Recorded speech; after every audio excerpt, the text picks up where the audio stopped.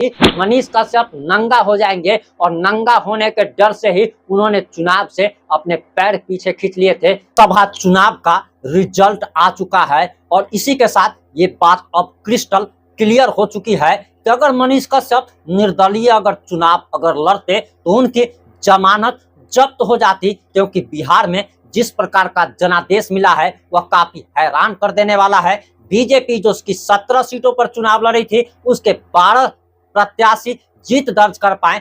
JDU जो कि 16 सीटों पर लड़ी थी उसके 12 प्रत्याशी जीत दर्ज कर पाए। वहीं लोजपा रामविलास की पार्टी के 5 सांसदों ने जीत दर्ज की। आरजेडी को 4 सीटें मिली है। वहीं जीतन राम मांझी की पार्टी को 1 सीटें मिली है। वहीं अगर कांग्रेस की बात की जाए तो कांग्रेस को बिहार में 3 सीटें मिली हैं। सीपीआई एमएल को 2 सीटें और पप्पू यादव ने पूर्णिया में झंडा गाड़ दिया है। और इसी के साथ हम आपको 2 से 3 मिनट की रिपोर्ट में बताने जा रहे हैं और हमारे बगल में भी अभी चल रहा होगा कि आखिर किस सीट से कौन सी पार्टी का प्रत्याशी ने जीत दर्ज की है। और आपको बताते चले कि वाल्मीकि नगर से सुनील कुमार जो कि जनता दल यूनाइटेड के प्रत्याशी थे, बेतिया से संजय जायसवाल जो कि बीजेपी के प्रत्याशी थे, शिवहर से लवली आनंद जदयू, सीतामढ़ी से देवेश चंद ठाकुर जनता दल यूनाइटेड, वैशाली से बीना देवी लोजपा रामविलास,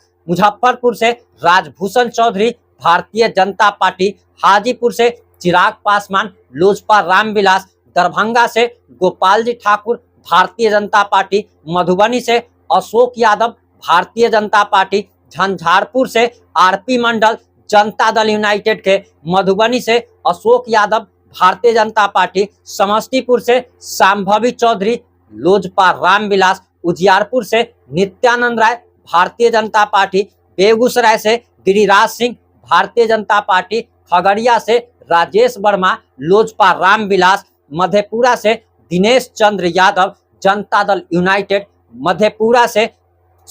सुपौल से दिलेश्वर कामत जनता दल यूनाइटेड, किशनगंज से डॉक्टर जावेद कांग्रेस, अररिया से प्रदीप सिंह भारतीय जनता पार्टी, कटिहार से तारिक अनवर कांग्रेस के, पूर्णिया से पप्पू यादव निर्दलीय प्रत्याशी। और बिहार में सिर्फ एक पप्पू यादव ने निर्दलीय प्रत्याशी के तौर पर जीत दर्ज की। वहीं पवन सिंह की अगर बात की जाए तो Pawan Singh second runner up रहे और उपेंद्र कुशवाहा तीसरे नंबर पर रहे। काराकाट से राजा राम सिंह जो कि सीपीआई एमएल के उम्मीदवार थे उन्होंने जीत दर्ज की। और अगर पवन सिंह को बीजेपी ने टिकट दिया होता तो पवन सिंह कम से कम 2 लाख वोट से और 2 लाख से ज्यादा वोट से चुनाव जीत जाते।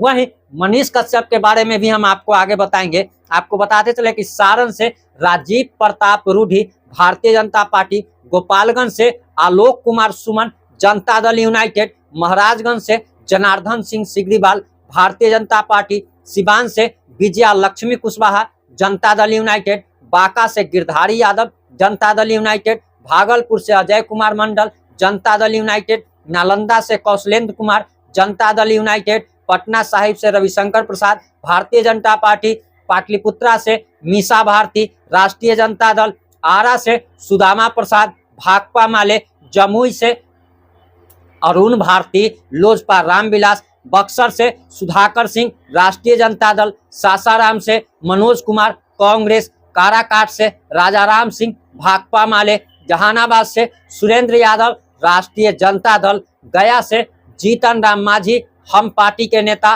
औरंगाबाद से अभय कुशवाहा राष्ट्रीय जनता दल, नवादा से विवेक ठाकुर बीजेपी और पूर्वी चंपारण से राधा मोहन सिंह बीजेपी। आपको बताते चले कि दरअसल ये मनीष कश्यप की अगर बात की जाए तो बेतिया से जिस प्रकार से लाखों वोटों से संजय जायसवाल ने जीत दर्ज की और मनीष कश्यप जब निर्दलीय चुनाव लड़ रहे थे उस समय ये दावा कर रहे थे कि संजय जायसवाल के प्रति लोगों के मन में एक आक्रोश है, लेकिन संजय जायसवाल लगभग 2 लाख वोट से उन्होंने जीत दर्ज की।